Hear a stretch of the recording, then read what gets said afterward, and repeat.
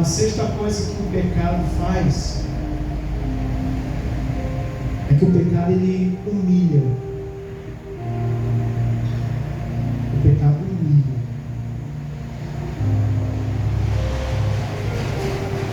Certa vez eu estava trabalhando, estava dirigindo, fazendo Uber, e entrou no carro duas moças, jovens, 20 anos, 22 anos, não mais que isso, e uma conversa muito frenética, muito doida. Uma muito preocupada e a outra aparentemente estava oferecendo solução.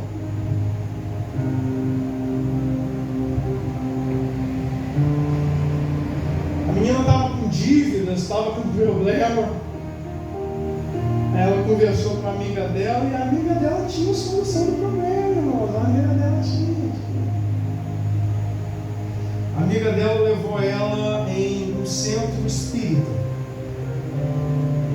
No quintal, no terreiro de Umbanda, sei lá o que era. E chegando lá, conversou lá com o sacerdote do cão, e o sacerdote do cão tinha a solução desse problema da menina. Só que tinha um preço. Tinha um detalhe. É por isso que eu digo que o pecado humilha. E a menina dentro do carro, mas o que minha mãe vai falar? O que meu pai vai falar? Minha família? Não! A serpente ela anda por aí até hoje, irmão. Vocês abrem o olho. A serpente ela está por aí. Não, que no início minha mãe também não aceitava muito bem. E olha, minha mãe é crente. Mas agora, minha mãe me respeita. E tá tudo bem. Não, sua família, se te ama de verdade, sua família vai aceitar.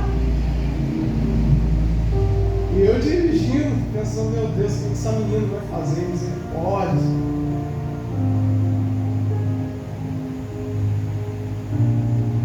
Aí a menina falou, mas eu gosto tanto do meu cabelo. Aí eu falei, nossa, ela não vai fazer isso.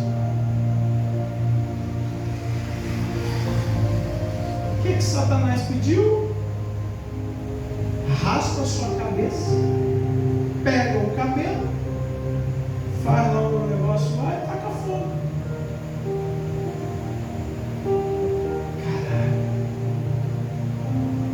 Humilha, gente. O pecado humilha. Ser escravo, irmãos, é muito ruim. Aí eu te pergunto, o que Deus nos pede para poder transformar a nossa vida? Ai, irmãos, 0,800 já foi pago. Já foi pago. Mais uma vez eu vou repetir. O pecado não compensa. Não compensa. A última coisa que eu quero falar sobre o pecado é que o pecado é destruidor. Bom, se for resumir, o pecado é destruidor. O pecado ele destrói seus sonhos, sua vida, sua imagem, sua família, seu casamento, seus filhos, sua história, seu testemunho, tudo. E quantas vezes eu passei por algumas situações que eu julgava que eu não precisava passar, aí depois que eu estava lendo, eu falei, o pecado destrói a nossa imagem. Como é que eu quero ser tratado assim, assim, assim, se eu permitir que a minha imagem fosse jogada anulando. Você pode ser uma pessoa incrível, mas se você permitir que o pecado destrua o seu testemunho, ninguém vai dar um real por você. Sua história vai pro buraco. Cara, o menino era rico. Ó, tem uns porcos ali se você quiser. E às vezes a gente passa por certas humilhações e não entende o porquê. E é simplesmente por conta do pecado. Algumas coisas, irmãos, podem ser de fato desnecessárias, mas quando a gente pega a nossa imagem, a nossa história, o nosso testemunho e troca aquilo que é eterno, que é de Deus para a nossa vida, por algo que é temporário, que é passageiro, e joga toda a nossa imagem no lixo, acabou, irmãos. Acabou. Então, guarde isso. Não chegue tão perto do abismo. Não brinque com o pecado. Brinca não. Brinca não.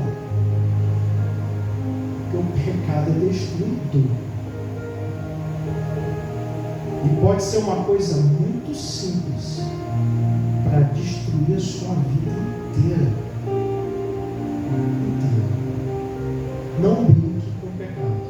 Porque o pecado não compensa. O pecado não compensa.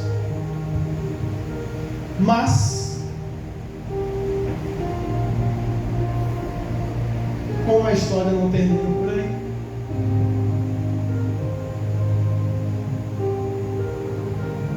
quero falar também sobre o outro lado. André, meu alarme estava desligado, e se eu não fiz tudo o que você disse, eu fiz algumas coisas. O que eu faço? Por conta de muita misericórdia, Deus sempre tem um escape, um refúgio. O que eu preciso fazer para reconstruir a minha vida? Vamos lá. Primeira coisa, nós precisamos cair em si. O que é cair em si, irmãos? É tomar aquele famoso chá de Simancol, botar o pezinho no chão, fazer uma análise, examinar o homem a si mesmo, olhar e falar: cara, minha vida não está legal. Cair em si é olhar ao redor e falar: olha só o tanto de desgraça que o pecado me causou. Nós precisamos cair em si. Esse é o primeiro passo para se achegar até Deus. A gente precisa olhar para dentro de nós, irmãos, e falar: tá legal não. E aí, não responde para mim não, responde para você. Rápido assim, ó, bate e volta.